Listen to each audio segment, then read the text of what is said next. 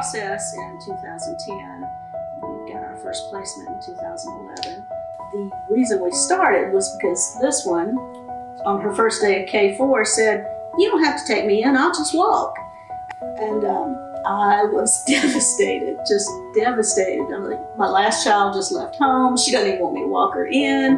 And I called Jim, and I was just hysterical. He thought I'd had a wreck. It was, and I was like, "Jim, I'm not through being a mother. I'm just not done." It's always been on our minds, but it just didn't dawn on until that. Because I was like, "Why don't you get a job?" It was like, "We have 4 children. We are good to go."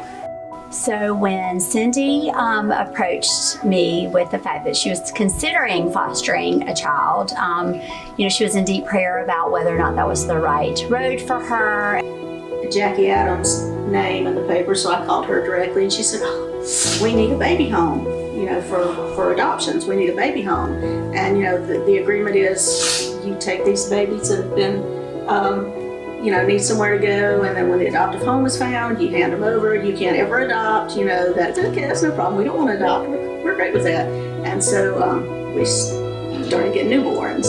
And the first newborn, we had him from July to September, and when we gave him back, I took to my bed. I was like, I can't do this, giving him up, oh, this is killing me, we're never going to do this again. And the kids started saying, "When are we going to get another baby? When are we going to get another baby?" We got a little girl, and then they called us a few weeks later and said, "Do you think you can handle 2?" And we got a little boy, and so we called them the Wonder Twins. We had them for quite a while, and then they went to their adoptive homes, and we're still in touch with both their families. We do things with them socially and all. And then there was a couple others, and then they called and said, "The county has a newborn that they don't have anywhere to place. Would you take a county baby?" We're like, "Well, what's the difference?" "Sure, absolutely." So we went down to MUSC to pick up Jeremiah. And when we walked in the room, I said, "Jim, this is my son. This is my son." And Jim's like, "You remember, we agreed. And I said, "No, I feel it in my spirit. This is my Jeremiah that I've always wanted."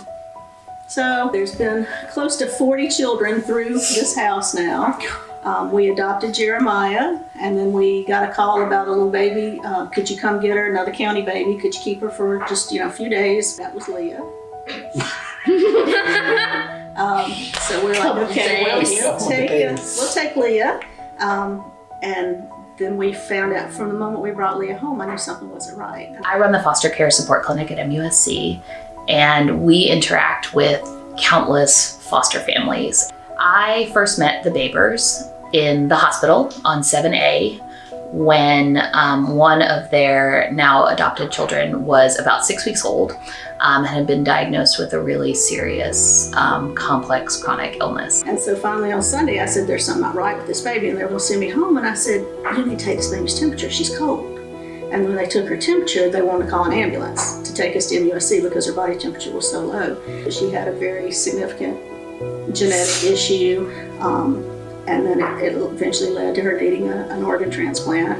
And all this time I'm saying, we're not medically fragile. We're not licensed for it. This isn't who we are, I think in the Babers case that Leah had such a rare and uncommon medical problem that we really became text message friends more than anything, just in terms of her first year in life. And I am 100% certain that she wouldn't be alive had she not been placed in that foster home when she was 6 weeks old. So I imagine that life at the Baber house is fairly loud a lot of the time.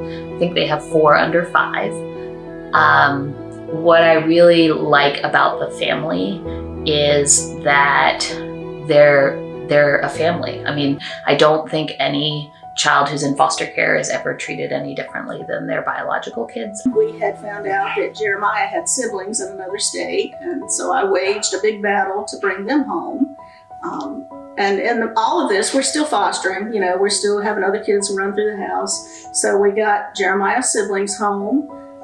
And Jeremiah didn't want Jubilee to come because he thought that Leah was his sister, and if his other sister came, then he wouldn't have Leah anymore. Yes, he he had a fit. No, I don't want her here, because he thought bringing in Jubilee meant we were trading out Leah.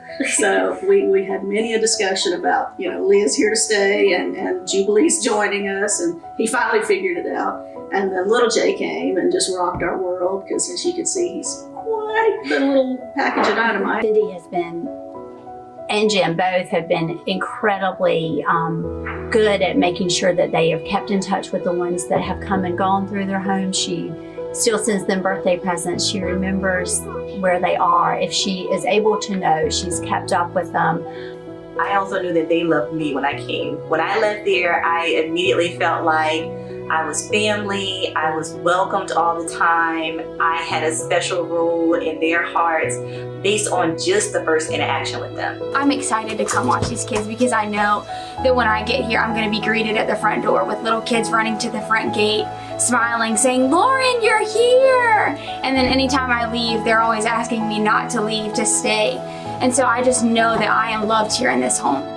Just want people to see that foster is amazing. It's a gift to us, and the kids are amazing, and it just adds so much joy to your life. They've been a part of this family. They're always a part of the Baker family.